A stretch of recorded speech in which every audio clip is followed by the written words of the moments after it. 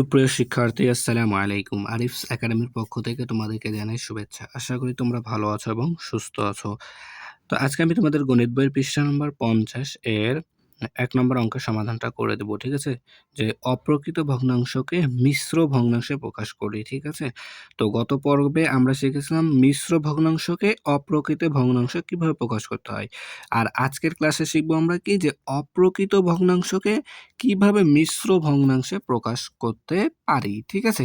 তাহলে চলো শুরু করা যাক। তো প্রথমে আমরা এই ১ নাম্বারটা করব। ঠিক আছে? তো তোমরা যদি ১ নাম্বারটা বুঝতে পারো, বাদবাকি সবগুলো তোমরা করতে পারবা। ঠিক আছে? তাহলে দেখো ১ নাম্বার। তো আমাদেরকে মিশ্র ভগ্নাংশে প্রকাশ করার প্রথম কাজ হচ্ছে লবকে হর দ্বারা ভাগ করতে হবে। ঠিক আছে? লবকে হর দ্বারা ভাগ করব। তো এখানে দেখো লব আছে ৭, তার মানে আমাদের আর হর আছে ৫। তাহলে ৭ কে ৫ দ্বারা কি ভাগ করতে হবে। ঠিক আছে? তাহলে দেখো ভাগ করি আমি যদি এখানে, তাহলে লবকে হর দ্বারা ভাগ করব, তার মানে ৫ দ্বারা ৭ কে ভাগ করব, তাই না? তাহলে এখন যদি আমরা ভাগ করি, এখানে দেখো কয়বার যাবে, এখানে একবার যাবে, ৫ একে ৫। ঠিক আছে? তাহলে ৭ থেকে যদি ২ বাদ দাও তাহলে হবে আমাদের ৭ থেকে ৫ বাদ দিলে ৭ থেকে ৫ বাদ দিলে হবে ২। ঠিক আছে? তো দেখো এখানে হর আছে না? এই হরটা সবসময় আমাদের হর থেকেই যাবে। ঠিক আছে? ঠিক আছে? আর যে ভাগশেষটা পেলাম, এই ভাগশেষটা আমাদের হয়ে যাবে লব। ঠিক আছে? ভাগশেষটা হয়ে যাবে লব। তাহলে ভাগফল এটা এখানে সমস্ত পূর্ণটা এখানে থেকে যাবে। তাহলে এটা হয়ে গেল ১ সমস্ত ৫ ভাগের ২। ঠিক আছে? তো এটাই আমাদের কি মিশ্র ভগ্নাংশ। তাহলে আমরা এটা লিখতে পারি ১ সমস্ত ৫ ভাগের ২। ঠিক আছে? এভাবে আমরা সবগুলো সমাধান করব। ঠিক আছে?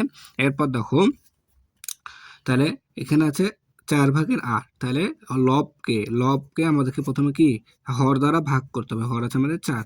তাহলে কয়বার যায় দেখো, ৪ দুগুণ ৮। ঠিক আছে? ২ বার যায়। তাহলে এখানে ০ দেখো। তাহলে এখানে আর কিছু দেওয়ার দরকার নাই। তাহলে এটা দেখো যদি আমরা কাটাকাটি, তাহলে ২ হয় কিন্তু, তাই না? তাহলে এটার উত্তর হবে শুধুমাত্র ২। ঠিক আছে? পূর্ণ সংখ্যা ২ থাকবে এটা। ঠিক আছে? যেহেতু এখানে ০। এরপর দেখো বলেছে ৭ ভাগের ২২। তাহলে এটাকে কি করতে হবে? এখানে লব আছে ২২, তাহলে লবকে হর দ্বারা ভাগ করব। তাহলে ভাগ করছি দেখো, তাহলে এখানে কয়বার যাবে দেখো, ৩ ৭ ২১ হয়।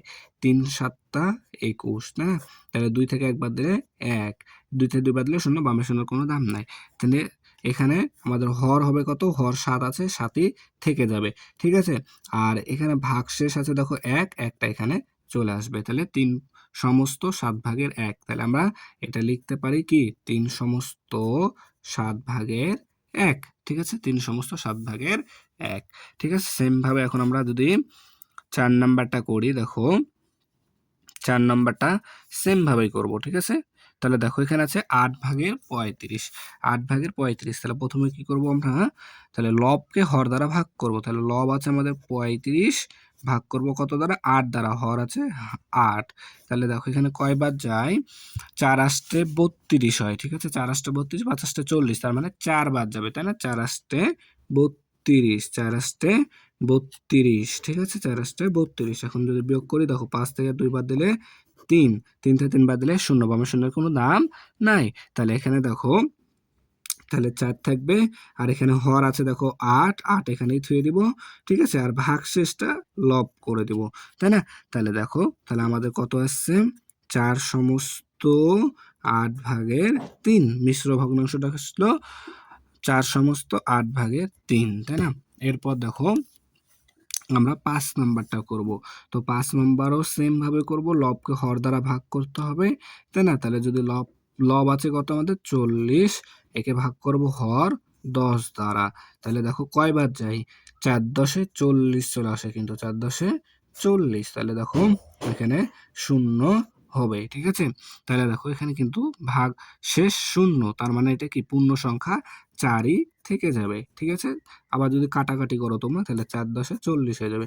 ঠিক আছে? তাহলে এটা পূর্ণ সংখ্যা ৪ই থেকে যাবে। ঠিক আছে? তাহলে দেখো আমরা কিন্তু খুব সহজে করতে পারছি। ঠিক আছে? তাহলে আশা করি তোমরা অঙ্কগুলা বুঝতে পেরেছো। ঠিক আছে? তাহলে আজকে এই পর্যন্তই। ভিডিওটি ভালো লাগলে অবশ্যই লাইক, কমেন্ট, শেয়ার করতে ভুলবে না এবং পরবর্তী ভিডিও সবার আগে পেতে আমাদের চ্যানেলটি সাবস্ক্রাইব করে রাখো। আল্লাহ হাফেজ। আসসালামু আলাইকুম ওয়া রাহমাতুল্লাহ।